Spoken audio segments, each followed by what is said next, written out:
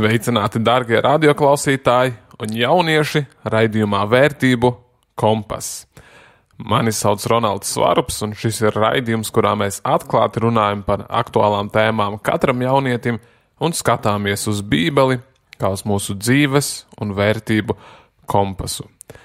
Šī ceturtdienā ir īpašs raidījums, jo šis ir visu svēto naktsipšu Helovīna vakars. Un es vēlējos šī raidījumā parunāt nevis tieši par Helovīnu, bet par visu garīgo. Par visām garīgām lietām, par citplanētiešiem arī noskaidrosim, ko es par to domāju, un garīgām būtnēm, spokiem, un arī visu, ko Bībele runā par eņģeļiem un tā tālāk. Es domāju, ka būs interesanti, bet šis raidījums nav tieši, lai palielinātu interesi šajās tēmās. Varbūt drusku, bet tieši pretēji, lai jūs jaunieši, jūs radio klausītāji nesapītos ar šo tumšo pasauli, ar tām sliktajām lietām, kuras pasaulē notiek. Un mēs šeit rietumos, mēs pieļaujam tādu lielu kļūdu, kur nereti mēs neredzam garīgo. Vai mēs reizēm ticam Dieva brīnumiem un kad ir eņģeļi un tā, un pat tad ļoti, ļoti ierobežoti. Un reiz mēs arī skatāmies vecu cilvēku liecības vai to, ko kristieši darīja viduslaikos, labi, daudz kas bija tiešām briesmīgs, bet tad mēs skatāmies uz visu vēsturi, kas ir bijusi pirms mums, visus iepriekšējos 1900 gadus, un uzskatām, ka visi pirms mums ir bijuši muļķi, ka viņi nezināja, ka viņi nesaprata, ko viņi tur ņemās ar tām lietām. Un tad šodien es vēlos parunāt par šo. Un daudz, kas esmu inspirējies no grāmatām, kuras es lasīju, kā jau minēju, saistībā ar bakalaura darbu, un to jūs varat noklausīties 2 raidījumus iepriekš. Es arī pieminēju Helovīnu jogu un arī grāmatas, kuras es biju lasījis.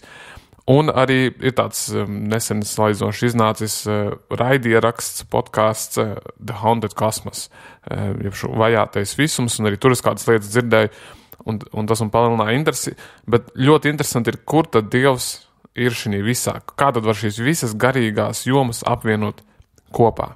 Un Bībele par to runā, Bībele runā diezgan skaidri, un Bībele ir ļoti, ļoti garīga, teiksim, tā ļoti uzrāda šo garīgo realitāti, garīgo cīņu, un daudz ko nevar izskaidrot, un tā tas ir, mēs daudz ko nezinām, bet tad šodien mēs iziesim tam cauri, eņģeļiem vai ir sargaņģeļi un tā tālāk.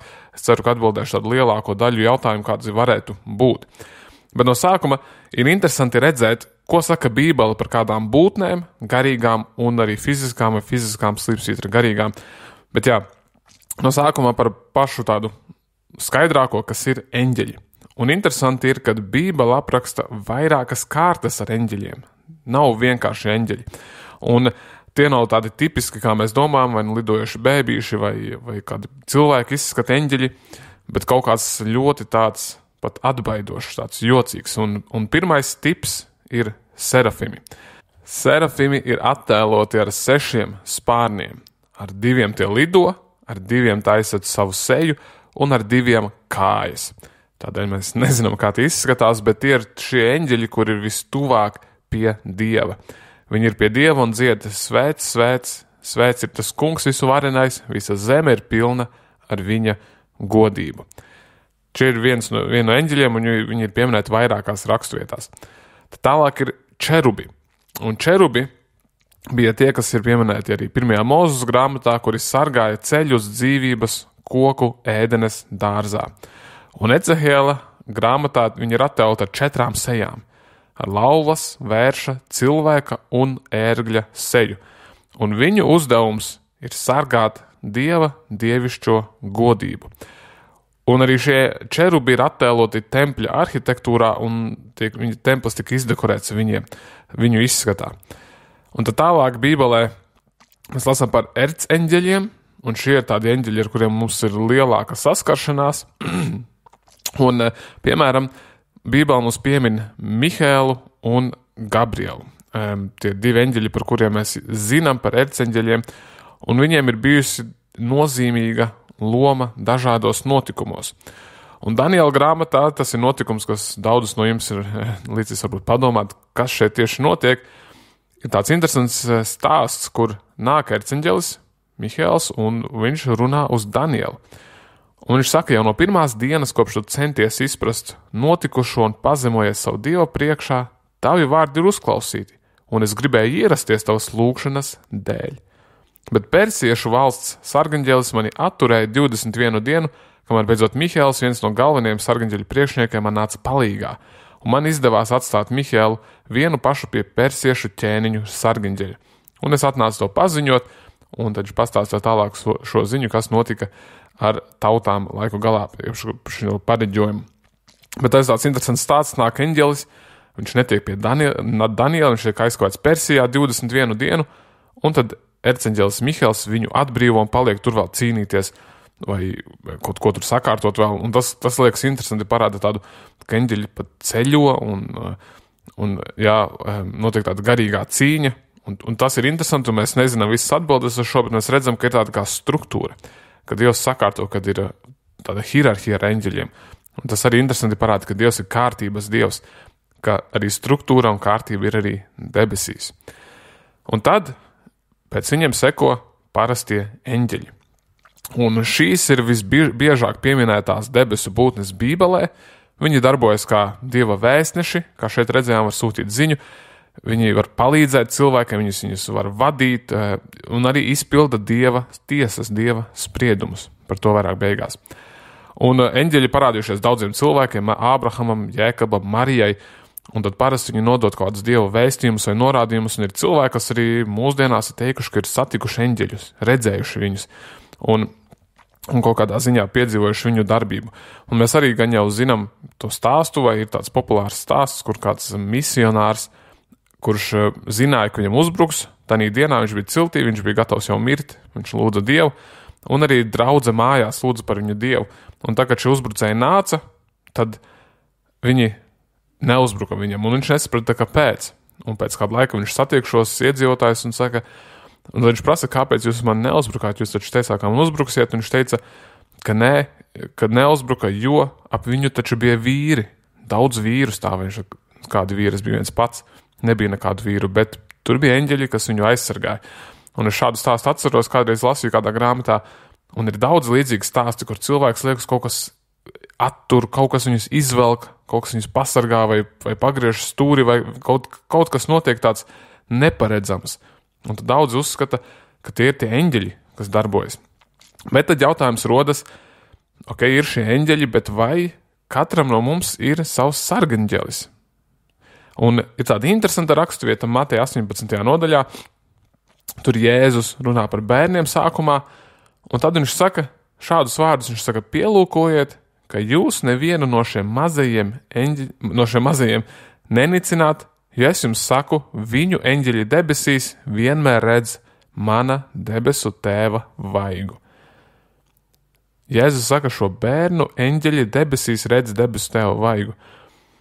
Ok, tas sanāk, ka ir kaut kādi eņģeļi, un tas tā varētu būt.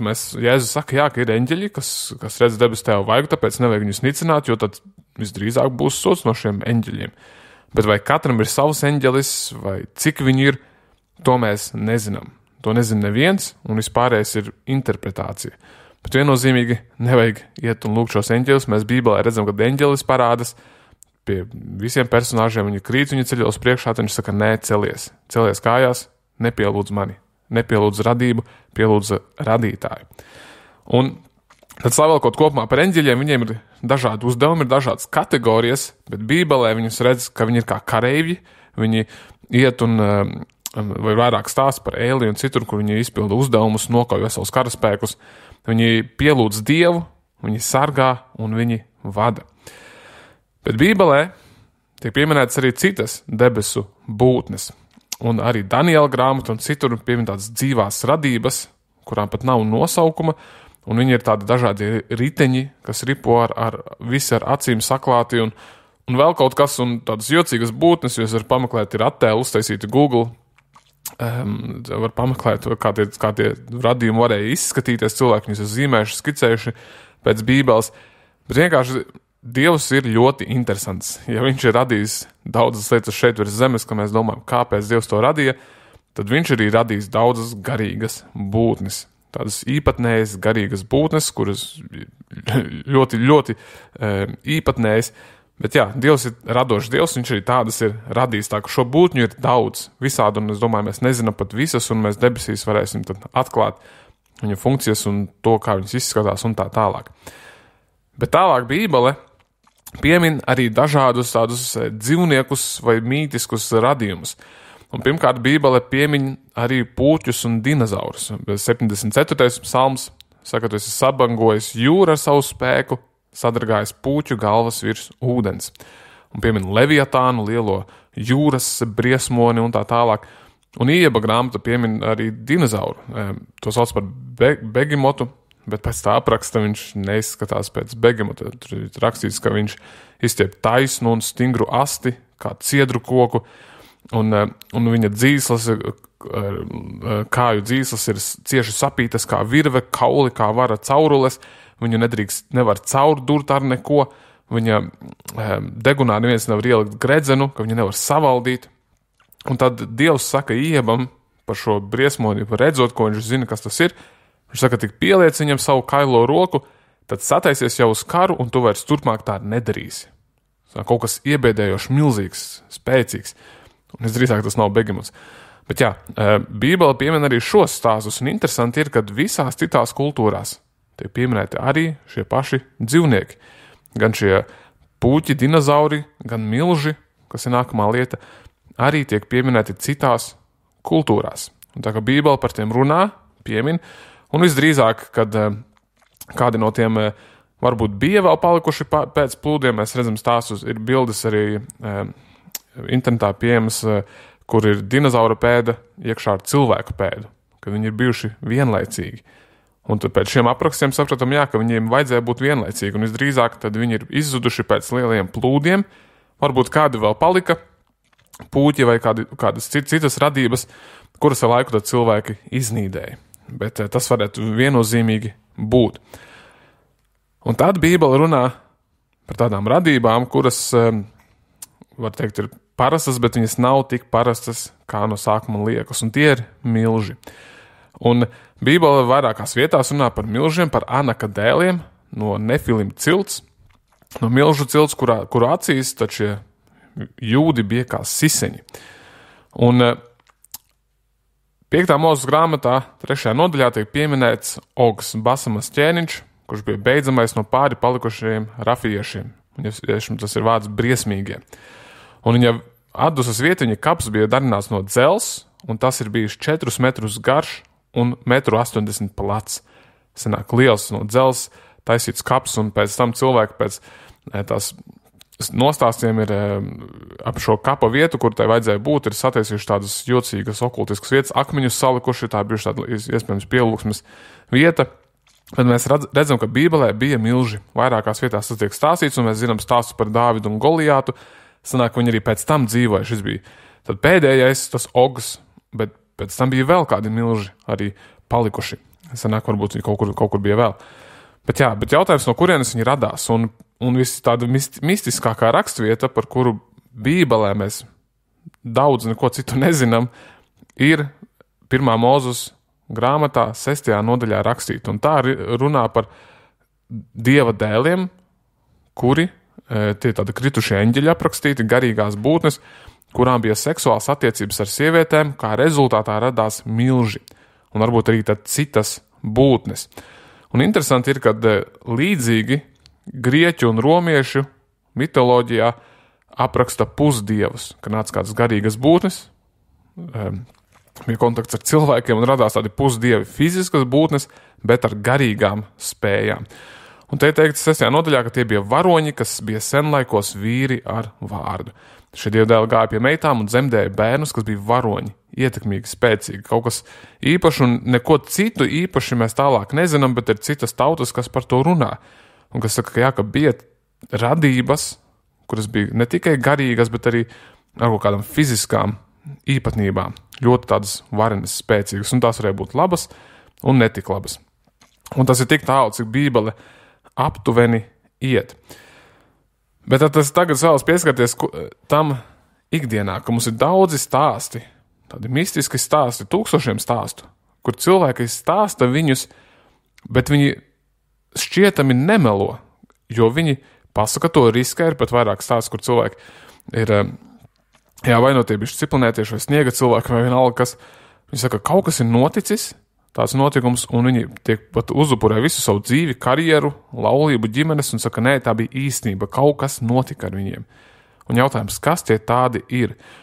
Un interesanti ir, kad visas garīgās būtnes, kas nav no Dieva, viss cits, kas ir pusgarīgs, notiek ar cilvēkiem, tas viss ir ar apmānu, aiz tā viss ir kaut kāds āķis, lai liktu cilvēkiem kaut kam ticēt. Un mēs iziesim cauri un cerams, tas kļūs skaidrāk, kāpēc tā ir. Bet kādreiz arī es to visu gribēju norakstīt, teikt, nē, tas nav, tas neeksistē, tās ir muļķības, ciplinētieši neeksistē, jo tā taču nevar būt, jo ir Bībele, vai ne? Un ko tas nozīmē, ja būtu, tas nozīmē, ka nav Dieva. Bet interesanti, padomāsim, piemēram, es uzskatu, ka ciplinētieši nav viennozīmīgi. Bet ja viņi būtu, un to ar tādu satiktos, ko tas liecinātu? Un pirmkārt, tas liecinātu noteikti, ka Dieva nav, jo citplanētieši ir cilvēki ārpus, kas ir gudrāki, kas ir labāki, un otrkārt liecinātu, ka viņiem ir kaut kādas tehnoloģijas, kaut kas īpašs. Un tāpēc daudz ir fascinēti ar viņiem, jo viņi grib tikt pie viņu tehnoloģijas, kuģi, kuri neievēro fizikas likumus, ir varbūt kantaini, trīsstūraini, apaļi un visi sādi, un tās zināšanas, kuras viņiem var būt. Un tad visā ir kaut kas vēl tāds īpatnējs, vai ne? Kad tāds jocīgs. Un interesanti ir, ka cilvēki pārsvarā grib šīs lietas, viņi meklē viņas, un tad nereti viņi arī viņas sadabū. Un cilvēki, ja viņi patiešām satiekas ar šo citplanētiem vai kā citādāk, vai redz tās lietas, tad viņi kļūst par šī evaņģēlijas sludinātājiem. Viņi sludina, ka tas ir īsts. Viņi ir pārliecināti par to.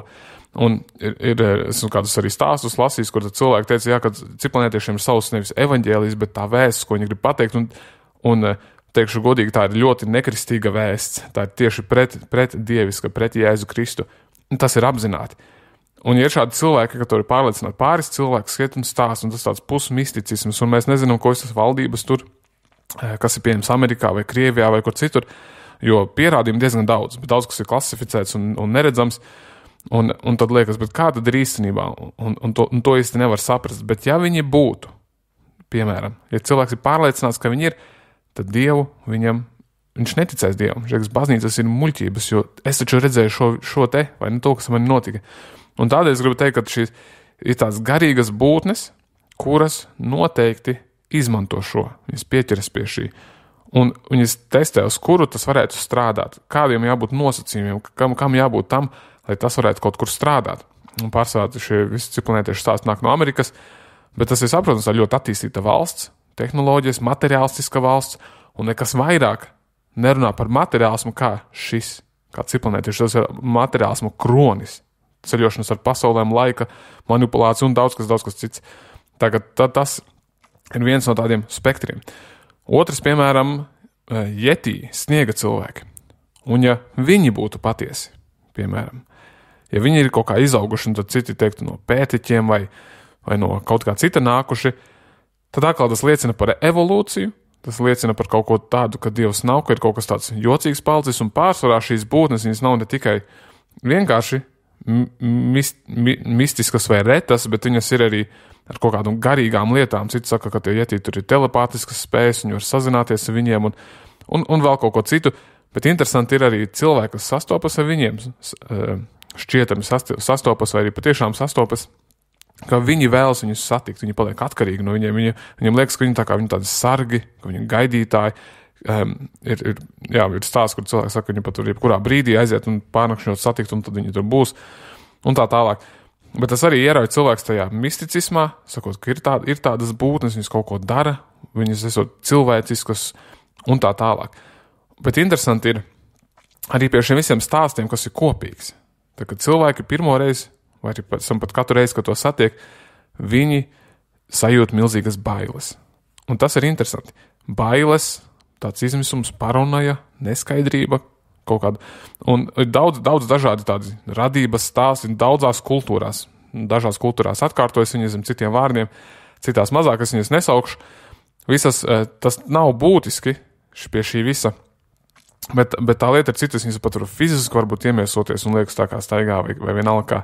Bet tas viss kopīgs ir, tas rada cilvēkos bailes, un tas ved cilvēkus prom no Dieva, ved misticismā kaut kur tālāk pie Dieva, jo liekas, tas kaut kas īpašāks, un tas konkrēti runā pret Bībeles vēsti. Un tas ir galvenais, tad cilvēks negribēs ticēt arī Bībelei. Bet tad jautājums ir arī, kas ir par spokiem? Vai tie tādi pastāv, vai ir tādas vietas, un tad kādi dala tos kategorijās un saka, ir apsēstas vietas, tad varbūt apsēstas mājas, vai varbūt apsēsti priekšmeti, un tā tālāk. Bet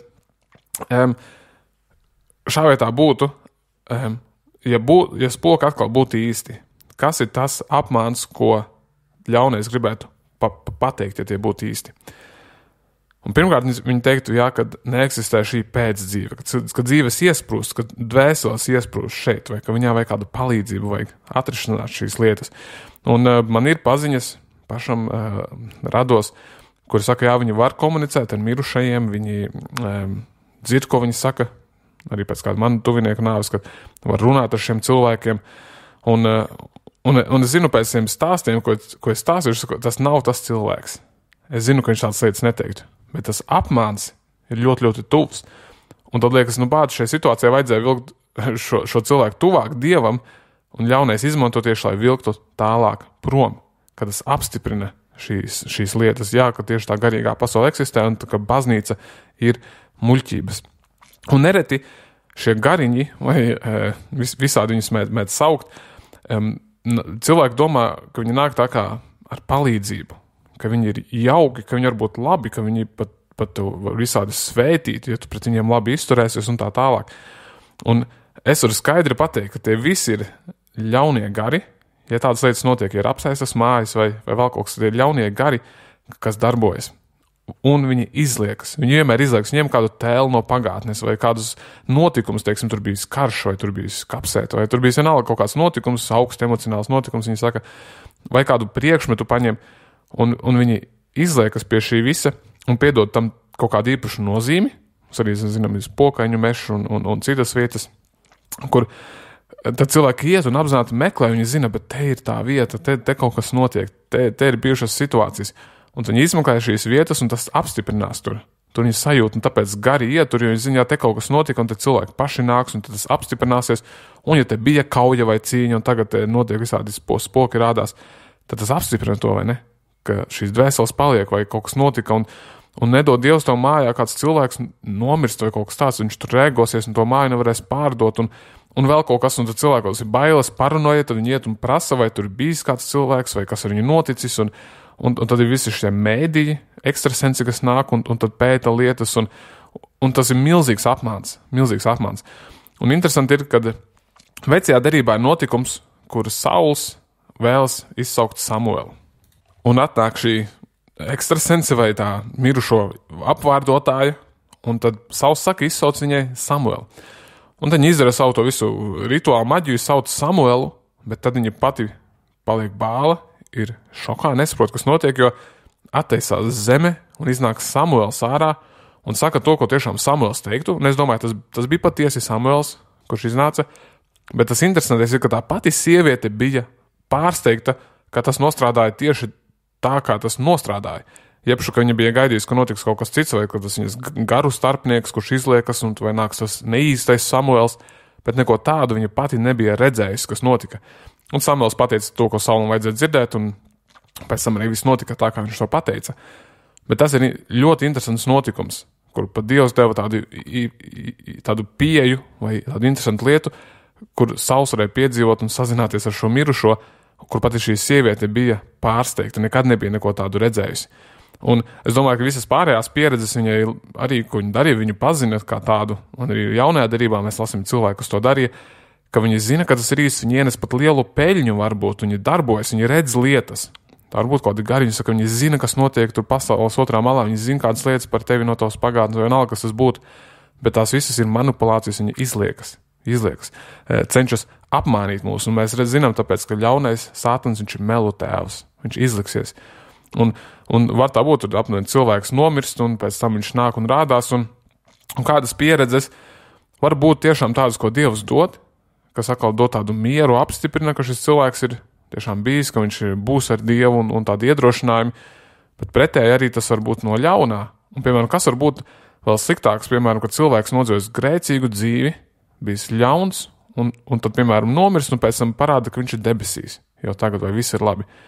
Un tad tas otram cilvēkam apstiprina, ka tu vari dzīvot, kā tu gribi, un tāpat nonāksi debesīs. Vai ka tu ar viņu vari vēl sazināties, vai ja citi šie spoki, kuram nav atrisināts padarīšanas, vai kāda stāsta, kur cilvēks saka, jā, turpiniet lūgt par mani, vai vēl kaut ko, un esmu šķīstītavā, un viss kaut kas, tas tad arī varētu apstiprināt, vai likt šķist, ka ir šķīstītava, ka ir otrās iespējas, ka ir kaut kāds nepadarīts biznes šeit uz zemes, un tas viss iet pret to stāstu, kas ir Bībelē. Tad ļoti, ļoti jāuzmanās, kad cilvēki redz tādas vīzijas vai cilvēkus vai pat spokus, kas stāsta lietus, un tad sāk tam ticēt. Tā ļoti, ļoti jāuzmanās. Tādēļ runājot par spokiem un citplanētiešiem visu pārējo, es domāju, ka tie stāsti, ko cilvēki piedzīvo, tie ir patiesi. Es domāju, tas ir īsti patiešām noticis ar šiem cilvēkiem. Nezinu, vai reāli, vai vīzijās iedomās vienalga, kā tas būtu, bet ka tas viss ir tāds ļaunā iespējas, tas ir māns, tas ir kaut kādas lietas, kuras tad cilvēku cenšas manipulēt, aizvest prom no Dieva. Es tā domāju, ka tas tā ir. Un interesanti ir, ka parasti, kad šos stāstus paskatās cilvēkiem, kuriem tas notiek, un tas varbūt dažādas lietas, es nesaukšu visas vārdā, bet kad parasti tas cilvēkam notiek, nereti šie cilvēki ir lielos grēkos arī, un vai meklē šīs lietas, viņi apzināti grib atrast tās lietas, un tad garīgais, ļaunais dod šīs pieredzes viņiem, lai viņi sajustu tās pieredzes. Un ir arī citi stāsti, teiksim tādi, kad latviešu mitoloģija arī saka, ir tāds vadātājs, kad cilvēki pazūd vienkārši vai nezin, kas notiek, un tāda arī ir dzirdēti arī citur, kad bērns pēkšņi pazūd un ir pēkšņi 3-5 km attālumā un nav nekādu pēdu, ka viņš kaut kā tur ir nokļuvis un pazudis vai vienalga, kas tas būtu. Un daudzas tādas visādas lietas, kuras nevar izskaidrot. Un tad mums kā kristiešiem tad vajag skatīties un teikt, ok, kas tas varētu būt, un pie kā ir jāiet pie Dieva, jāmeklē mācītājs, jātiek vaļā no šīm lietām, kuras varētu būt, nevis tieši jāiet tālāk šī misticismā. Tādēļ bieži mēs esam kristieši, mēs tās lietas nepamanām, mēs viņus norakstam visas kā uz zinātnes rēķina vai kā citādāk, un tad ignorējam viņas. Bet ir svarīgi būt tādā skaidrā prātā un izprast arī, kas tas ir. Un runājot par okultismu, daudzi domā, ka ir tāda tā saucamā labā vai arī baltā maģija, bet cik es redzu no Bībeles un cik es varu spriest, ka nav tādas lietas kā baltās maģijas. Nav tādu labu rituālu, nav nekā tāda, tas viss ir vienā katlā, tas ir okultisms, un tas viss ir no ļaunā. Tas viss ved uz ļaunu, visas buršanās un rituāli un vispārējais. No tā visa ir jāuzmanās. Un līdzīgi ir, piemēram, daudz zina, ka Dienvidamerikā var taisīt tādu ajavaskas rituālu, dzert tēju, tādu kokteilīti, kurš tad dod iespēju sazināties ar to dievieti, ajavasku. Un jā, ir cilvēki ģimenē, kas to ir darījuši un piedzīvojuši, un citiem ir labas pieredzes bijušas, un citiem nepārāk satiekot šo dievieti. Bet ir pat stāsti, kur slavenības, kuras ir teikušas, kuras pēc šī visa ir saņēmuši milzīgas psiholoģiskas, tādas psihotiskas problēmas, murgus un lietas, kuras nelaiž viņus vaļā. Un tā, ka no tā ir ļoti, ļoti jāuzmanās. Nevajag sevi atvērt šim visam. Un ir dažādi stāstu, bet tajos nav jēga ietilpt, bet kas ir kopīgs? Kas ir tas, ko es vēlos pateikt? Īpaši tagad Helovīna vakarā, kad cilvēki dosies un svinēs sātana svētkus un tā tālāk. Es vēlos pateikt, ka tas viss ir apmāns. Tas ir viss, lai vestu prom no Dieva. Vilktu projām no Dieva. Tas nevelk tuvāk Dievam, tas velk prom no Jēzus. Šie cilvēki tad meklē kaut ko garīgu, tad viņi to dabū un tad nezin, kā no tā tikt vaļā. Un tas vienkārši ierauj cilvēkus misticismā. Tas palielina interesi pēc šī visa. Jo tas pēdiņās apstiprina garīgo pasauli, ko viņi piedzīvo, un nevelk uz baznīcu. Un es ceru, ka šis nav kaut kas tāds, kas to atvērs tagad meklēt šīs lietas, bet tieši izvairīties no šīm lietām. Un varbūt iedos mazu skepsi, padomāt, pirms tam, kas tas ir, vai tas bija īsts vai nē, un tad vienmēr būt kopā ar Kristu, ja apzināties, ka Dievs ir stiprāks. Tādēļ es vēlos pateikt, ka pastāv garīgā pasaule. Bībele ļoti skaidri runā par garīgo pasauli. Ne tikai par labo, bet par ļauno un par cīņu, kas tur notiek. Mēs nezinām visas detaļas, tas nav Bībeles fokus nekādā mērā, un mums arī nevajag uz to fokusēties, bet tā ir reāli. Un tādēļ šiem visiem stāstiem, kad daudziem skatās, kas ir kopīgs, 95% gadījumu šie cilvēki paši meklē kontaktu. Un pārsvarā viņi nav kristieši noteikti, un viņi dzīvo lielos grēkos, tad tas viss sākas, tas aiziet ar šo, bet pārsvarā viņi meklē kontaktu, viņi aicina, viņi runā, viņi saka, kas tie ir pa gariem vai kas tās ir pa lietām, un šo es vēlos pateikt, neveido kontaktu. Un tādēļ 5. Mūzes grāmatā Dievs deva skaidrus norādījumus, un to es biju pieminējis, bet te ir pagājušajā raidījumā es biju pieminējis, bet es nolasīšu vēlreiz šo, man liekas, tas ir būtiski. Un tur Dievs saka, 5. Mūzes grāmata, 18. nodaļa, 9. pants. Un kad tu nonāksi tanī zemē, ko tas kungs tavs Dievs tev dos, tad nemācies darīt tās negantās lietas, ko šīs tautas dara. Lai tavējo starpā neatrastos neviens pats, kas savu dēlu vai savu meitu liktu sadedzināt ugunī, nedz arī, kas zīlē nākotni, nedz laika zīmju taujātājs, nedz čūsku apvārdotājs, nedz burvis, nedz vārdotājs, nedz garu izsaucējs, nedz pareģis, nedz mirušo izaicinātājs. Jo visi, kas dara šīs lietas, tam kungam ir negantība, un šīs negantības dēļ tas kungs tavs Dievs tos dzen ārā tev ienākot. Tev ir jābūt bezvainīgam tā kunga sava Dieva priekšā. Un te ir skaidri pateikts, nedarīt šīs lietas. Un tā ir negantība nevis tāpēc, ka tas nebūtu īsts vai Dievam vienkārši nepatiktu šīs lietas, bet tieši tāpēc, ka tas atver tevi garīgai pasaulē, ka tā ir īsta un ka šīs lietas Dievs aizliedz, ka tādas lietas nepienākas mirstīgajiem darīt, tikai iet kopā ar Dievu. Un Brazīlijā 2019. gadā bija tāds notikums pirms pelnu trešdienas, kad tas ir februārī katru gadu, kad ir īpašs festivāls, tāds karnevāls visā valstī. Un šis festivāls aug popularitātē, un tad notiek dažādas izvērtības un dažādas trakas lietas. Un katru gadu tas paliek aizvien naidīgāks pret kristietību, un tā mērķis ir nodoties visām cilvēku vēlmēm. Vienu dienu vai vienu nedēļas nogali, kad var svinēt, būt maskās un darīt visu, kas ienāk prātā. Un 2019. gadā tika attēloti daudzi vēlnišķīgi akti, visādi gari vēlni, dēmoni, kas sataisīti, un cilvēki uzvedās kā viņi uz sakrāsotām sejām.